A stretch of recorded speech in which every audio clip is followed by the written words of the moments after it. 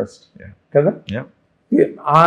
అంటే ఇప్పుడు హీరో అనగానే ఏంటి, heroism as you just now referred, ధైర్యవంతుడు, be good and do good, ఎటువంటి ఛాలెంజ్నైనా ఎదుర్కొని సక్సెస్ఫుల్గా విజేతగా బయటకు వచ్చేవాడే హీరో. అవును సార్, రైట్. అవును సార్. బట్ ఇందులోని ఈ పిరికితనం అనే ఒక కాన్సెప్ట్ ఏదైతే ఉందో, పిరికితనం ఉండదు సార్, అంటే భయాలు ఉంటాయి.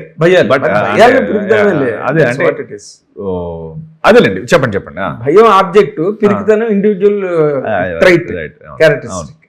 ఈ క్యారెక్టర్ ఆ విధంగా చేయడం అనేది నీ యాక్టింగ్ హిస్టరీకి సంబంధించినంత వరకు how did you handle it?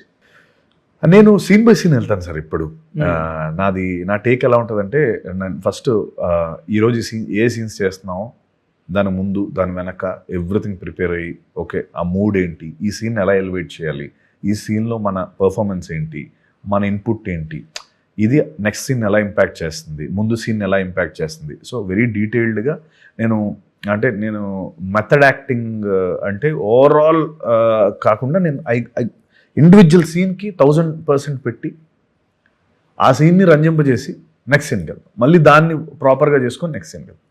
So every which way in the mood, in the moment I make sure I deliver the best. అంటే లైక్ అందులో అసలు సెకండ్ థాటే లేకుండా చేస్తాను ఆ సీన్ వరకు. మళ్ళీ నెక్స్ట్ సీన్కి వెళ్తే నెక్స్ట్ సీన్లో చేస్తాను. అంటే ఈ కథలో, మహా రాసిన కథలో నీ కాంట్రిబ్యూషన్ కూడా ఉన్నదా? నీ మోడిఫికేషన్స్, నీ అడాప్టేషన్స్? లేదు సార్, ఈ కథ పరంగా అసలు నాకు కథ మొత్తం బుక్ అంతా కుట్టేసి సీల్ చేసి, సీల్ స్టాంప్ వేసి పక్కన పెట్టేసి, సీల్ వేసిన తర్వాత వచ్చాం. మనకు అసలు సార్ నేను అంటే మనం వేలు పెట్టడానికి ఏం లేదు సార్ ఇందులో. ఆయనే బేసికలీ మహా ఒక 101 సార్లు, బేసికలీ మహా మనం చెప్పాలంటే 102ది చెప్పాలి, ఎందుకంటే ఆల్రెడీ 101 సార్లు ఆయన అనుకుని ఉంటాడు.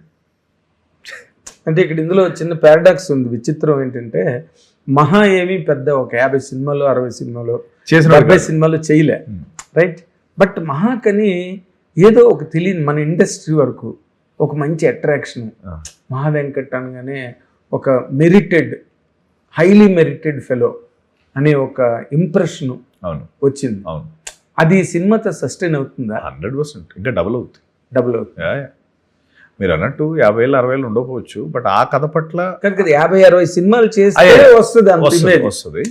కరెక్ట్, మీరు చెప్పింది correct. But inside the circles of the ఇండస్ట్రీలో తనకు మంచి గుర్తింపు ఉంది. ఒక మంచి టెక్నీషియన్, రచయితగా, అన్నిటిగా. నీకు పర్సనల్గా ఈ సినిమాకి సంబంధించినంత వరకు మాట్లాడాలంటే, what is the best compliment you had till now? ఈ సినిమా పరంగా అడుగుతున్నా.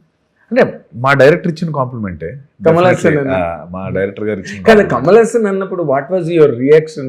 కమల్ హాసన్ చాలా దాని మీద ట్రోలింగ్ కూడా జరిగింది sir.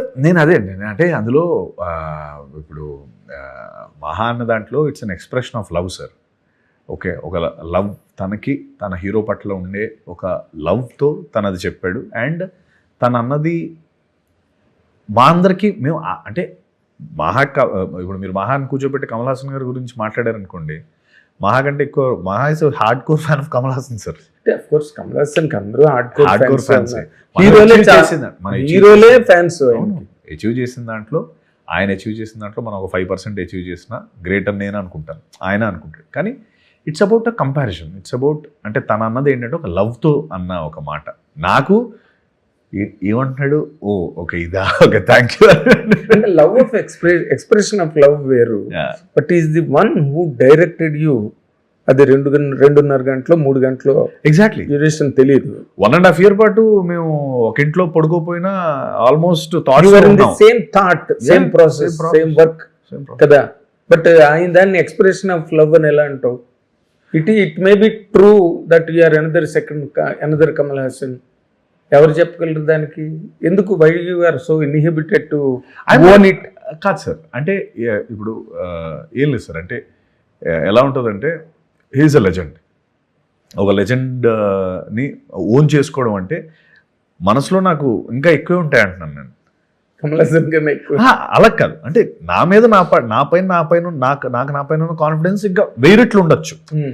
But me direct comparison మీరు అన్నట్టు కాకుండా, like okay I'm happy someone is able to see me అది on the lines of on the lines of Kamal Haasan. నువ్వు నెక్స్ట్ ఇలా అంటే దాని అదొక బాధ్యత కదా, ఒక responsibility. Okay, you have a bigger shoe to fill. Yes. Yeah, ఇంకా నాకు ఆబ్వియస్లీ ఇప్పుడు మహా అనేసాడు కానీ రేపు పొద్దున్న నేను ఇంకా చేసే ప్రతి దాంట్లో I have to make sure I have to deliver the best. Okay, that is always a challenge అనుకో, for every film, for every actor, that's a separate thing. But ఇక్కడ ముందు కమల్ హాసన్ అన్నాడు అనగానే అందరూ దాని మీద కొంచెం ట్రోలింగ్ చేశారు. ట్రోలింగ్ ఇస్ కామన్ అనుకో, అది వేరే విషయం. భిన్న రుచి అంటారు కదా, అంటే నేనేమంటా అంటే మెచ్చుకున్న వాళ్ళు కూడా ఉన్నారు అందులో.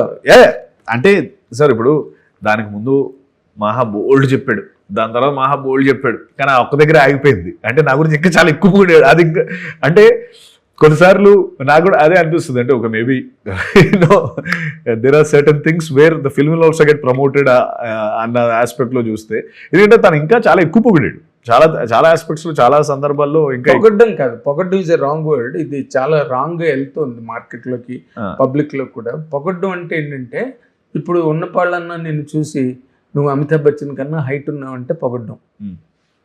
ఓకే, పొగడ్డం కదా, మెచ్చుకోవడం. మెచ్చుకోవడం, డ్యూ అప్రిసియేషన్, డ్యూ.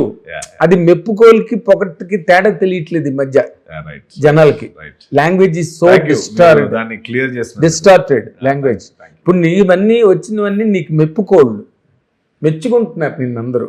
మెచ్చుకోండి సార్, మెచ్చుకోండి, నన్ను మెచ్చుకోండి ప్లీజ్. కాబట్టి పొగట్టనుకో, పొగడేయడానికి. But he has given his due appreciation because he has directed you. Story చెప్పింది, దాని మీద తను ఎన్ని అవస్థలు పడి ఉంటాడో కదా. 100% కథ రైటింగ్. తనకి ఏంటి ఇన్స్పిరేషన్ ఈ కథ writing? Did you ever ask him? Inspiration ఉంది సార్, కానీ అది ఇట్ కమ్స్ ఫ్రమ్ వెరీ నాకు అంటే నేను చెప్పలేను, అది మహాయే చెప్పాలి. ఎందుకంటే అది నేను చెప్పకూడదు, ఎందుకంటే మీ ఇద్దరం చాలా మాట్లాడుకుంటాం కదా. అది కొన్ని గోప్యంగా ఉంచాలి. గోప్యంగా అంటే అది ఆయన చెప్తేనే కొంచెం సృజనాత్మకంగా ఉంటది నేను చెప్పే కంటే. బట్ నువ్వు